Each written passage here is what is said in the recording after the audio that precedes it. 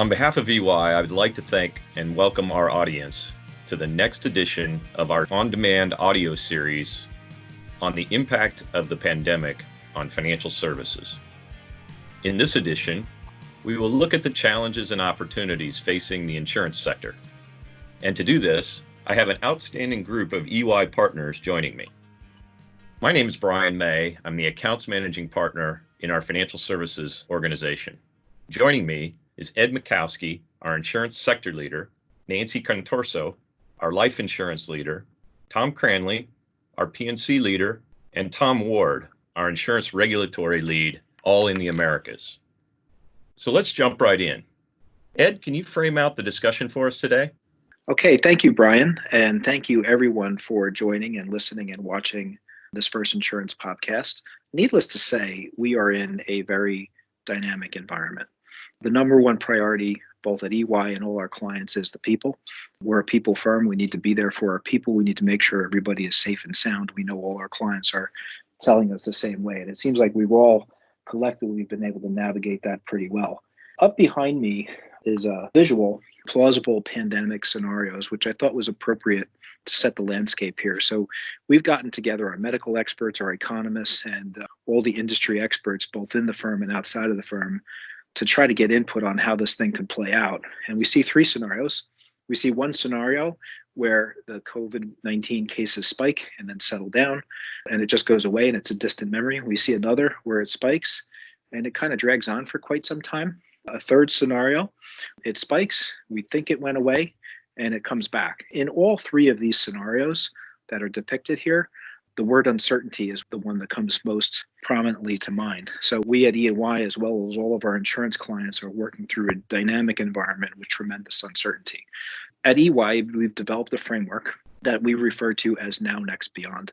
So we'll be talking through that lens throughout this session and talking about what should insurance companies be doing now, what should insurers be doing next, and what happens longer term. And so our first expert that we're going to talk with today is Tom Ward, and we're going to cover the CARES Act. So Tom, could you start by covering some of the key dimensions of the CARES Act and with particular emphasis on what it means for insurance companies? Sure, Ed. Thanks. The CARES Act was primarily targeted to assist consumers, small businesses, some medium and large corporations that have been affected by COVID, obviously including healthcare companies. There's limited direct implication to insurers, with the exception of withdrawal penalties for retirement plans have been waived for withdrawals up to $100,000. But there's other avenues of this that insurers and their policyholders, as well as their agents, may be able to take advantage of, including the SBA loans that they may qualify for. Industry could really use this as an opportunity to build trust with their policyholders and offer to assist them in the process of understanding the CARES Act. A few other interesting questions that are coming around recently is, can an insurer be an SBA lender? When you look at some of the things that the Fed can do now and others, they may extend this to other providers to be lenders. The other thing that insurers can help in the SBA program is providing some liquidity to these SBA lenders. We believe these loans will be packaged and sold in the secondary market with an attractive return and very limited credit exposure. So, Ed, we think this is something that the insurance industry could be very interested in. Yeah, really interesting, Tom. I guess at first glance, it feels as though there's going to be a lot of stuff for the banks to do. But wow, I think if you're a retirement company, you're certainly going to be gearing up for a lot of activity off the back of the CARES Act. Maybe we can jump into what's going on with state insurance departments. We know that there's a lot of discussions on coverage issues, a lot of discussions on what should be covered, what should insurers do and not at the state level. Maybe you can comment a little bit on what's going on with state regulation. Sure, Ed. I think you have to think through the first responsibility, what the insurance regulators' primary drive is, and that's protecting the consumer and the policyholder and make sure they are being treated fairly. This is very much aligned with what we're seeing with insurers right now as well. they are trying to do the best they can for their policyholders. We are seeing that states are mandating extended time to pay premium payments without cancellations. We're actually seeing certain insurers going beyond what the states are mandating to give extra time for this. Regulators' second concern is supporting and working with the industry. These two sides really have got to come together and work together to find solutions, both for the insurers as well as the overall economy, because we know insurers are a major play within the economy. So, Tom, what are some of the biggest challenges? And some of the biggest challenges is being nimble and being able to react to these changing times.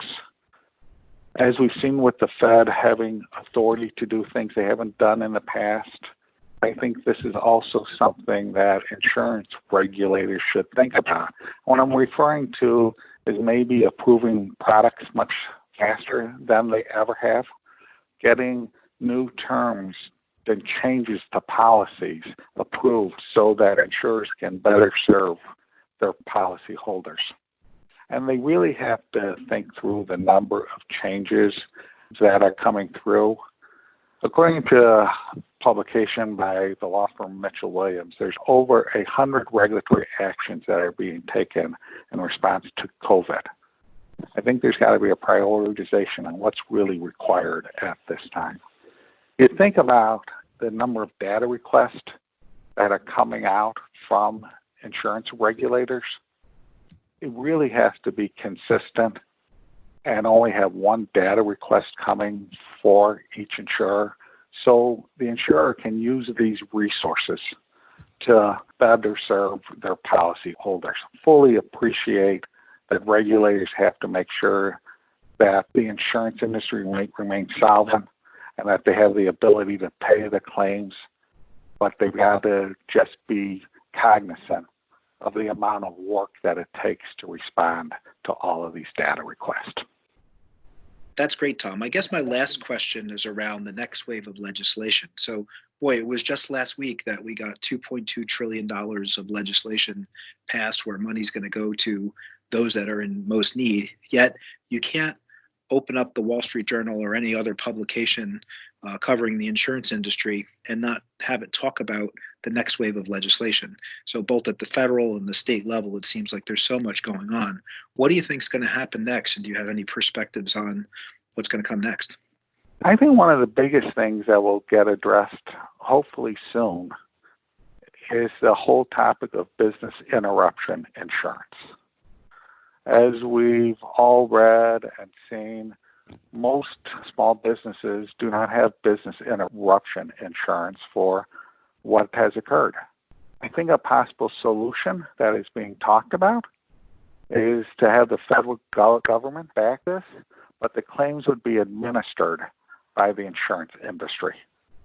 The industry obviously knows how to file claims and deals with the claims process, but frankly, with the numbers that are being shared, you really need a federal government to backstop this. And frankly, the reality of it is insurers did not collect premium on this pandemic coverage, the business interruption insurance, so it doesn't appear that they will be liable for the claims. So I think you'll see that. I think you'll also see on the state side a much quicker and nimble process to respond in these situations to better serve policyholders. And things like signatures may no longer be required as the digital world will continue to evolve quicker than I think it has in the past. Okay, that was great, Tom. Thanks so much. Now let's pivot over to Nancy.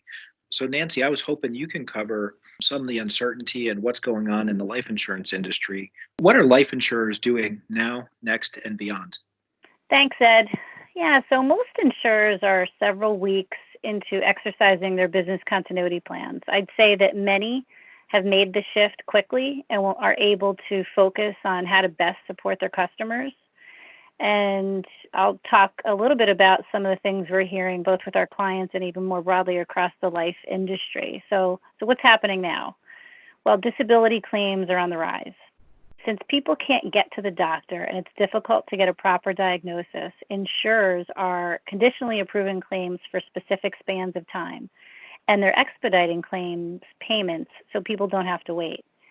A good example of a unique and non-financial way of supporting this pandemic is one of our global employee benefits clients has a large clinical staff of doctors and nurses who've offered to donate their time to hospitals, COVID-19 testing centers, and other state-run programs because they want to do more to help our country, and I think that's truly commendable. Also, related to premium payments, we know that some states have issued orders that policies cannot be lapsed for late payments, and in fact, one of our clients is taking it a little further, and they're giving a 90-day grace period before they even make contact with customers who haven't paid their premium. There's also a focus on supporting small businesses for sure. So for instance, for small businesses only, companies are holding premium rates for some time until they get through this COVID period. Also, one insurer is offering financial education advice to small business employers and their employees to help them inform their financial decisions as they get through this pandemic. Within the last couple of weeks, insurers are seeing a rise in life insurance demand, and they're starting to weave the COVID-19 question into the life application process. So looking at the downstream financial effect of investments, current blocks of business, claims in the life, disability, and long-term care space, they will all have an impact on liquidity and managing solvency. Ed, you and I talked about this earlier. What are your thoughts in this space? Yeah, thanks, Nancy. So I am surprised at how fast this health crisis has become a financial crisis. We originally had some of these activities in the next category as opposed to the now categories, but it became very apparent over the last 2 weeks that insurers have to take a hard look at their capital. They have to take a hard look at their liquidity. They're taking a look at the assets in their portfolio. Where might they have impairments? Where do they have credit risk issues? They're also taking a look at holding company liquidity. So will they be able to continue to get dividends out of their subsidiaries, which really is the lifeblood for holding company cash? And do they have access to lines of credit at the holding company level in order to stay liquid if they need it? We've certainly seen a wave of stock repurchase programs getting postponed as well as a topic. And then lastly, life insurance companies are also looking at their hedging strategies. You're getting a real-time test on whether or not their hedging strategies that have been developed and implemented actually work. So there's some of the things going on, Nancy. Yep, certainly a lot going on. Well, in addition to what you and Tom talked about from a regulatory and financial perspective, we're also going to see advances into what's coming up, what's around the corner, if you will, in two major areas. The first is customer advisor experience. We've been talking about creating an omni-channel experience for customers in the life industry for years. Some have done it, but most haven't. Those companies who take the long view will ensure that they have the ability to serve customers the way they want to be served. As for advisors, I think most will embrace the digital platforms and virtual experience with customers. This will undoubtedly yield opportunities to expand their portfolio of new business and deepen their relationships with their current customers. And this also holds true for self-service. Our entire nation will be well equipped to interact and communicate virtually by way of surviving COVID-19. We expect to see an increase in the future demand of self-service. This will serve many purposes for companies, including more digital touch points, which will inform better customer behavior and insight. And this will ultimately result in lower service costs, which is important to the industry right now. Second, we're starting to hear about advances in product development. Protection products will become prevalent to a broader set of the population that don't have it today. This holds true for many generations, but millennials, who are now adults, have never experienced a crisis like this. Life insurers have an obligation and an opportunity to educate and fill this need. And flexibility and simplicity of products will be critical to appeal to those younger generations. As it relates to new product development that we're hearing about today, one global insurer is offering free COVID-19 insurance coverage to all eligible customers. And another U.S. insurer is looking into adding a pandemic rider to their life product. And I'm sure there's much more on the innovation front to come. I think one final note on the what's next in this financial climate individual and group insurers will reprioritize their current portfolio for sure of initiatives and to drive down operating costs and expand their digital presence.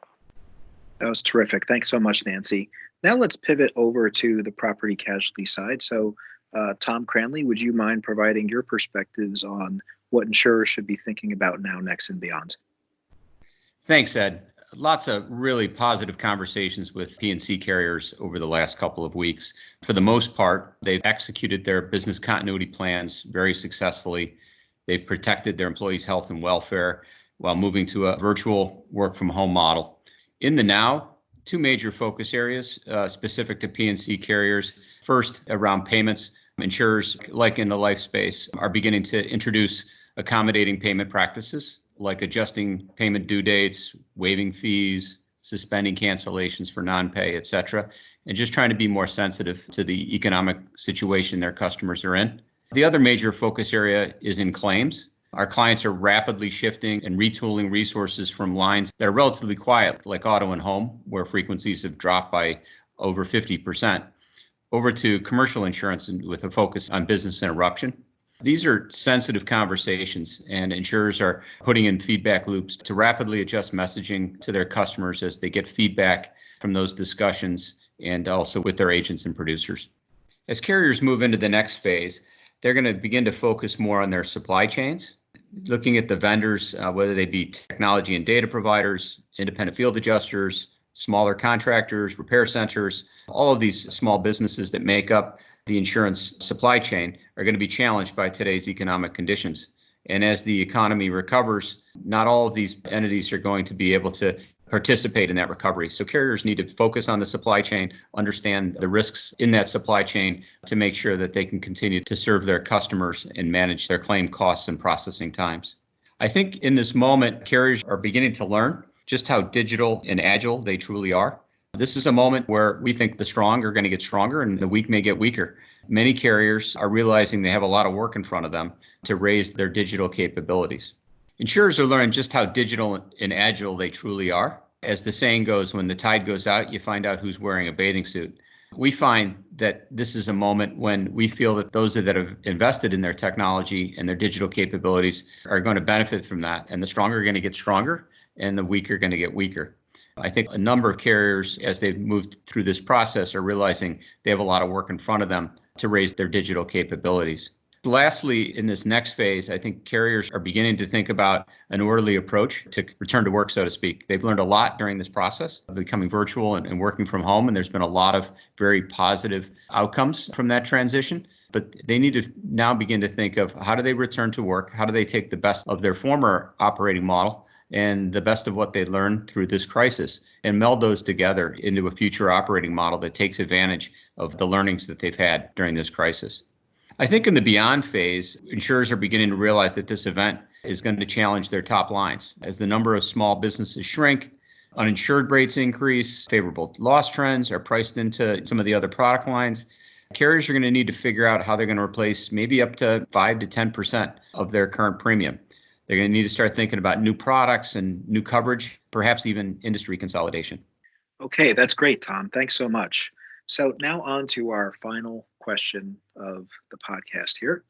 As you all know, leaders in our industry are very passionate about the purpose of the industry. Our industry has a noble purpose. We are there. We make promises to be there for our clients in the future. We provide protection. We provide assurance. And never have we been in a situation in recent times anything like this. We've all lived through catastrophes where the industry has seen hurricanes, tornadoes, etc., hit different regions of the country. But this is a situation where every country in the world and every part of every city, every part of the world is impacted by a global pandemic. This is very different. But it is an opportunity for insurers to step up and truly show their noble purpose.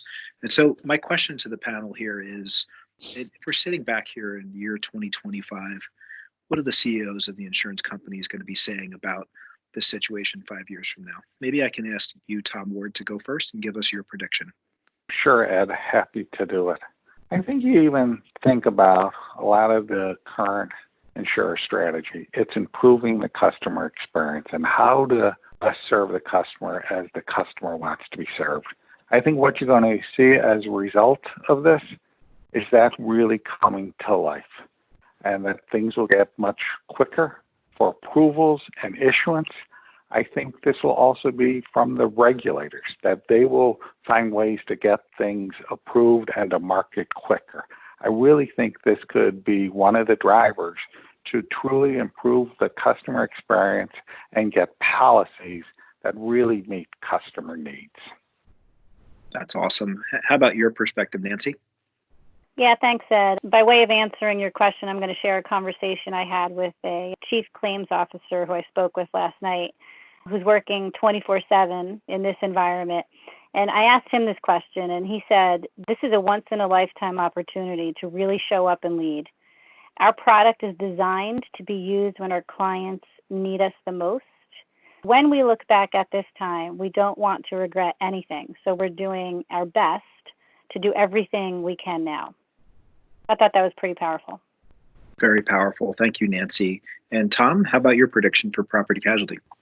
In 2025, I hope the carriers look back on this moment and feel that they really rose to the occasion to take care of their customers. I think of a quote from Maya Angelou. People will forget what you said, people will forget what you did, but they won't forget how you made them feel. Thanks, Tom. That was really inspiring.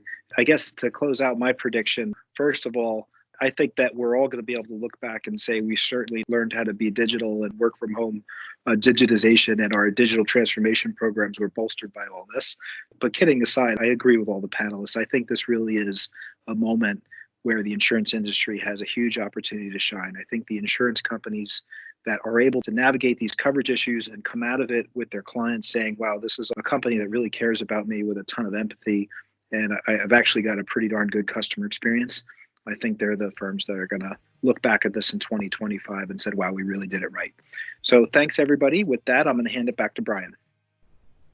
On behalf of our audience, I'd really like to thank Ed, you and all the speakers today for some excellent insights regarding the insurance industry in this important time. For our audience, I'd ask you to continue to go to ey.com and look for our next editions within this on-demand audio series related to financial services. And as always, be safe. Thanks.